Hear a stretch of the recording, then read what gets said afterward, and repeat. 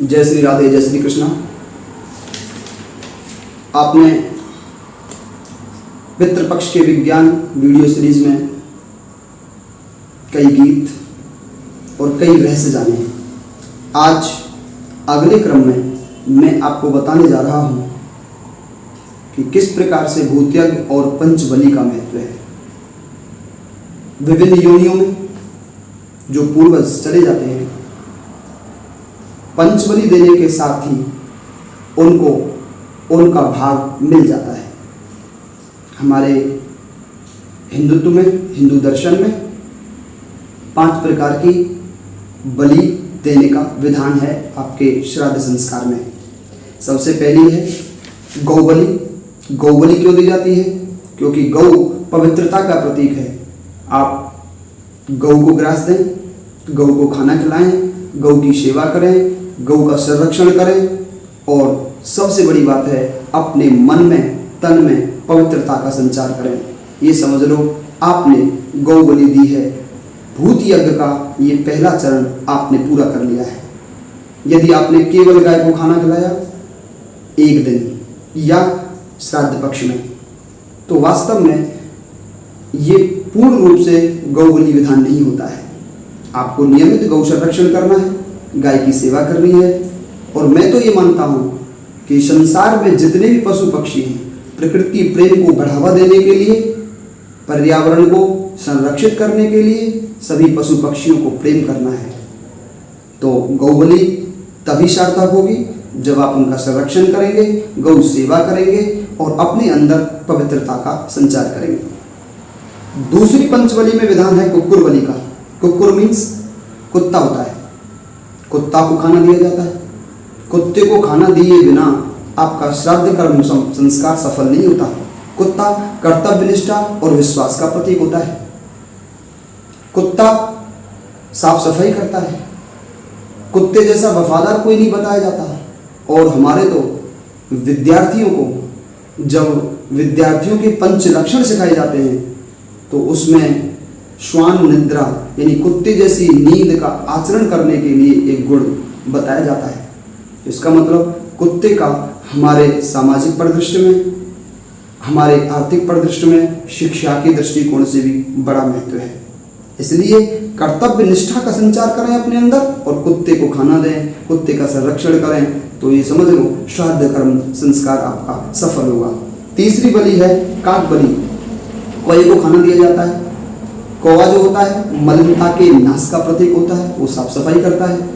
सबसे बड़ी बात है पशु पक्षियों से हमारा प्रेम बढ़े, इसके लिए कौवे को प्रतीक के रूप में हम खाना देते हैं।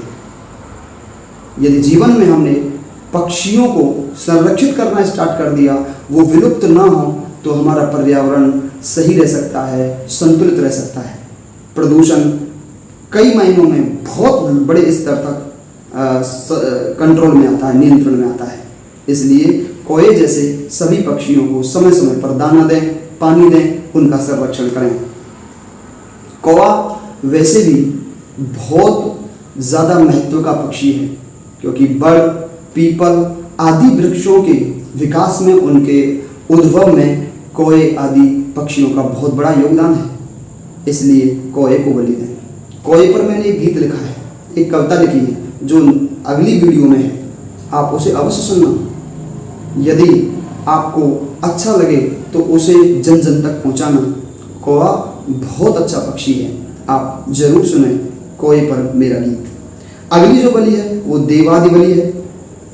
देवादि बलि देवत्व संवर्धन के लिए, अपने अंदर देवत्व जागे, हमारे देवताओं जैसा स्वभाव हो, हमारे अंदर देने का भाव हो, छीनने झपटने का, लेने का कम हो, हम मिल बांट करके खाएं, ऐसा भाव यदि अपने अंदर ले लेते हैं और हम देवताओं के निमित्त कुछ सूक्ष्म यज्ञ करते हैं या देवताओं के निमित्त दान करते हैं, तो हमारी देवादि बलि पूरी हो जाती है, जो श्राद्ध कर्म संस्कार को सफल करने में पूर्ण सहायक है।